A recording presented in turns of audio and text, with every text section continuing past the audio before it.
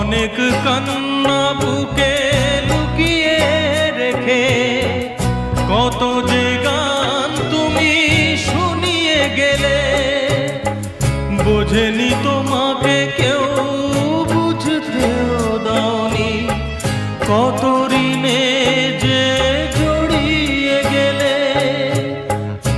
আজকের শিল্পীরা কান্না ছাড়া গোয়া কি দিয়ে মেটাবে সেই গানের দাম?